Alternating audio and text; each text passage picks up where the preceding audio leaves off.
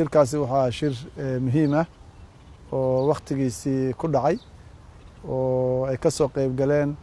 12 dal iyo ninka maaragtay gudoomiyaha oo ah ururka Afrika commissionkiisa oo maxalliyaha Musa Faki dalal badan ayaa kamid ah madaxweynayaal badan ayaa yimid 12 dal oo dalalka saddexda ah oo loo yaqaano Troika oo ka kooban Masar oo ah gudoonka Afrika ee sanadkan madaxweynaha Rwanda Paul Kagame oo ah gudoomiyihii sano hore iyo madaxweynaha South Africa Cyril Ramaphosa oo ah madaxweynaha gudoomiyaha soo socda ee sanadka dhow saddexdoodaas iyo dalalka dariska la ah Sudan oo madaxweynayaasha ka yimid ay ahaayeen madaxweynaha Soomaaliya Maxamed Cabdullaahi Farmaajo madaxweynaha dalka Djibouti Ismaaciil Cumar Geelle madaxweynaha Chad Idris Deby iyo ra'iisul wasaare ku-xigeenka Ethiopia iyo laba wasiirka arrimaha dibadda ee Uganda iyo Kenya iyo la taliyaha madaxweynaha dalka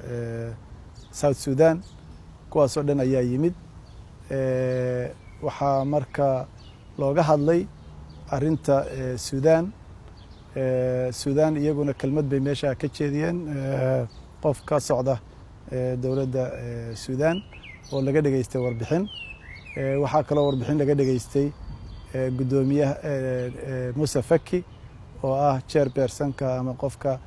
gudoomiyaha guddiga maaragtay maxalliyaha maamula AU-da qaybaheeda kala duwan marka ka bacdina waxa la isku raacay in la soo dhaweeyay rabitaanka shacabka Sudan ay ku rabaan nolol sharaf leh xorriyad dimuqraadiyad iyo maxalliyaha iyo nolol fiican marka wuxuu ahaa shir ku dhamaaday